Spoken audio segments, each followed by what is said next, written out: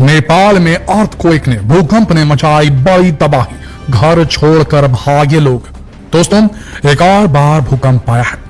नेपाल में इसका एपिसेंटर, इसका केंद्र बताया जा रहा है। पर खतरनाक बात यह है कि इस बार वैज्ञानिकों ने जहां पर एपिसेंटर खोजा है, यानी कि जहां से भूकंप ओरिजिनेट हुआ, जहां पैदा हुआ भूकंप का कंपन, वो जो पॉइंट है वो धरती की सतह से महज 5 किलोमीटर नीचे पाया गया है। ये बहुत शैलो डेप्थ में पाया गया भूकंप है दोस्तों, और ये काफी डराने वाली बात है आने वाले भविष्य के लिए। आपको यकीन नहीं होगा दोस्तों, पिछले साल नवंबर में एक भूकंप आता है इसी इलाके में, फिर उसके बाद इसी साल जनवरी में एक 6.2 तीव्रता का भूकंप आता है इसी साल इसी इलाके में। लगभग दिल्ली में भी झटके इसी तरीके से महसूस किए जाते हैं जैसे आज 2:51 पर महसूस किए गए थे। और उसके बाद अब सितंबर में फिर से एक बार भूकंप आता है इसी इलाके में जिसका एपिसेंटर नेपाल है, और फिर से एक बार इस इलाके में जो रिक्टर स्केल पैमाने पर जो मापा गया भूकंप की तीव्रता वो 6.2 बताई जाती है।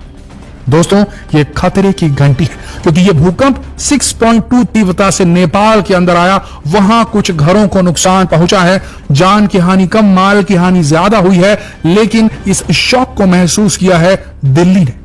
नेपाल से सटे उत्तराखंड ने इसे महसूस किया है।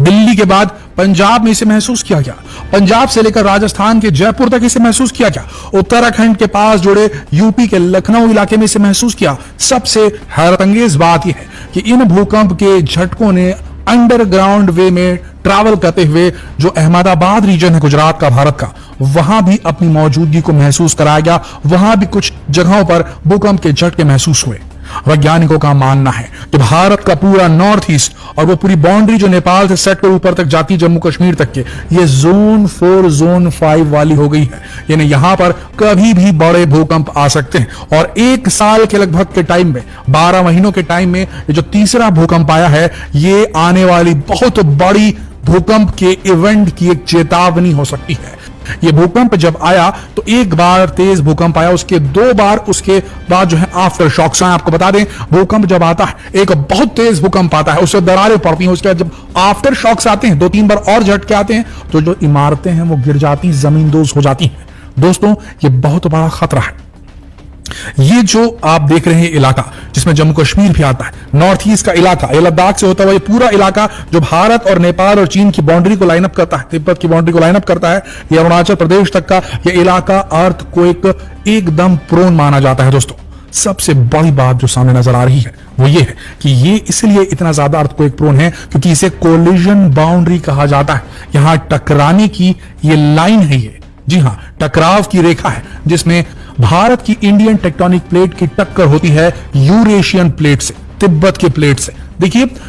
प्राचीन प्रागैतिहासिक काल में, एंशिएंट टाइम्स में, इस पूरी धरती पर सिर्फ एक भूखंड हुआ करता था। आज की तरह कॉन्टिनेंट, सब कॉन्टिनेंट नहीं थे। एक ही जमीन का टुकड़ा हुआ करता था जिसे पैंजिया के नाम से जाना जाता था। आपने हमारे पुराने वीडियोस में पैंजिया का जिक्र जरूर सुना होगा। उसके बाद धरती के अंदर इसी प्रकार की टेक्टोनिक एक्टिविटीज के चलते अलग अलग जगह क्रैक्स बने और अलग अलग जो द्वीप थे, उपमहाद्वीप थे, महाद्वीप थे, वो अलग अलग टूट करके अलग अलग जगह मूव करके, और इसी तरीके से बताया जाता है भारत जो कि गोंडवाना लैंड का हिस्सा था, वो अपनी जगह से टूटकर आ करके तिब्बत के साथ टकराया, और इस टकराव से इंडियन जो टेक्टोनिक प्लेट थी वो यूरेशियन प्लेट से टकराई, एशिया की प्लेट से टकराई, और उसके बाद ये दोनों जो प्लेट के टकराव से एक ऐसा प्रेशर डेवलप हुआ जिससे एक ऊपर की तरफ जो चट्टानें थी उठनी शुरू हुई और हिमालय पर्वत श्रृंखला की संरचना हुई, उसका ओरिजिन हुआ। और ये पूरा जो है, आप बता दें आपको, ये एवरेस्ट है, ये हिमालय है, ये कंचनजंगा रेंज है, पूरा हिमालय जो ये इलाका है,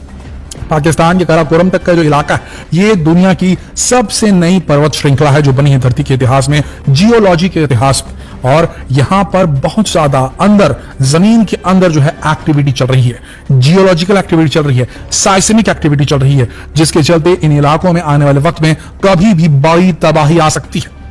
आपको बता दें दोस्तों, अभी जो भूकंप आए हैं ये लगातार 12 महीनों में तीसरी बार आ रहा है। अब देखना यह होगा कि आने वाले भूकंप के लिए हम कितने ज्यादा प्रिपेयर हैं, और बेहतर साइस्मोलॉजिकल हमको सेंसर्स वहां पर इन डेप्थ डालने होंगे जो प्रिडिक्ट कर सकें कि भूकंप आने वाला है। देखिए, ये जो पूरा इलाका है जो हमने आपको बताया, जम्मू कश्मीर से लेकर के पूरा इलाका, आप देख सकते हैं अपने स्क्रीन पर, ये जो रेड इलाका मार्क किया गया है, ये जो इलाका है, यहां पर अब हमारे हिसाब से सरकार को और इवन नेपाल की सरकार को और जो भी देश इसके अराउंड है, तिब्बत हो गया, आपका नेपाल हो गया, भूटान हो गया, इन इलाकों में, इन पर्वत श्रृंखला वाले इलाकों में, पहाड़ी इलाकों में सरकार को, हर देश की सरकार को एक ऐसी अधिसूचना जारी कर देनी चाहिए कि यहां पर ज्यादा मल्टीपल स्टोरी बिल्डिंग्स ना बनाई जाए या फिर अर्थक्वेक प्रूफ यहां पर बिल्डिंग्स बनाई जानी चाहिए। सोचिए जरा दोस्तों, ये जो 6.2 तीव्रता का भूकंप आया था, अगर ये 8 या 9 तीव्रता का होता, 8 तीव्रता का अगर भूकंप आता और उसके बाद 7 के अराउंड का 2 आफ्टर शॉक आ जाता और ये दिल्ली तक पहुंच जाता, आपने देखा किस तरीके से अहमदाबाद तक इसके झटके को महसूस किया गया।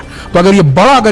भूकंप हो जाता और दिल्ली प्रभावित होती, तो सोचिए दिल्ली डेंसली पॉपुलेटेड है। नेपाल का हमें समझ में आता है कि नेपाल एक पहाड़ी इलाके से जुड़ा हुआ इलाका है, तो वहां पर इस प्रकार का डेवास्टेशन कई बार हो चुका है, नेचुरल कैलामिटी हो चुकी है और वहां के लोगों को तो तैयार हो जाना चाहिए, अपने घरों का निर्माण कुछ इसी प्रकार से कराना चाहिए। लेकिन दिल्ली इसके लिए बिल्कुल प्रिफेयर्ड नहीं है। दिल्ली एक हिसाब से अपने आप को पहाड़ी इलाका नहीं मानती और पहाड़ी इलाका है भी नहीं, लेकिन दिल्ली जिस प्लेट से कनेक्टेड है, जिस इलाके से कनेक्टेड, इवन उत्तराखंड, हमारा उत्तराखंड में काफी पहाड़ है, पहाड़ी इलाके हैं, तो यहां पर भी काफी ज्यादा काफी सारे हमारे धार्मिक स्थल भी है। तो इस चीज को ध्यान में रखना होगा भारत सरकार को कि अब नए स्टेप लिए जाएं। हो सकता है धरती के नीचे जो जियोलॉजिकल एक्टिविटी हो रही है वो धीरे धीरे इस पूरे इलाके को जापान में कन्वर्ट करते। जी हां दोस्तों, जापान को अर्थक्वेक का कैपिटल कहा जाता है दुनिया का। सबसे ज्यादा अर्थक्वेक, ज्वालामुखी वगैरह सब इसी इलाके में होते हैं। अगर ये इलाका जो वहां का जो प्रेशर है, अगर वो इस तरफ शिफ्ट हो गया, टेक्टोनिक प्लेट, देखिए 2 टेक्टोनिक प्लेट जब आपस में टकराती तो इनके अंदर एनर्जी स्टोर होने लगती है, स्ट्रेस फोर्स इनके अंदर स्टोर होने लगती है। जब इस स्ट्रेस फोर्स को पत्थर, चट्टानें आपस में जमीन के नीचे जो है वो हैंडल नहीं कर पाती, तो ये फूटती हैं और ये फूटती हैं और यहां से जो कंपन रिलीज होता है, इसे ही हम सब महसूस करते हैं भूकंप के रूप में और उससे पूरी धरती हिल जाती है। अगर यहां पर एक्टिविटी बढ़ रही है तो इस इलाके को उसी नजर से देखना होगा। हमें समझना होगा कि दिल्ली जैसा एकदम बहुत ज्यादा हाईली क्राउडेड इलाका, उत्तराखंड जैसा इलाका जो पहाड़ी क्षेत्र भी है और यहाँ काफी ज्यादा टूरिस्ट, यहाँ पर अट्रैक्शंस हैं, काफी ज्यादा यहाँ पर धार्मिक स्थल हैं और लोग काफी ऊंचाइयों पर रहते हैं, तो इन्हें उस प्रकार से अपने घरों का निर्माण करना होगा। इसमें सरकार को मदद करनी होगी, उन्हें गाइडलाइन पारित करनी होगी ताकि यहां पर कल को कोई बड़ा भूकंप आए तो जान माल का कम से कम नुकसान हो। दोस्तों, हमने केदारनाथ आपदा में देखा किस तरीके से होटलों ने नदी किनारे बना लिए थे, अपने बड़े बड़े होटल्स बनाए थे, बड़े बड़े घर बनाए थे एकदम नदी किनारे, ये बताने के लिए कि हम रिवर फ्रंट पर हमारी प्रॉपर्टी है, आप आइए हमारे यहां रुकिए। सब ने एनक्रोचमेंट किया था, लेकिन जब वहां पर बादल फटा और केदारनाथ में प्रलय आई तो इन्हीं होटल वालों को सबसे बड़ा खामियाजा भुगतना पड़ा। जी हां दोस्तों,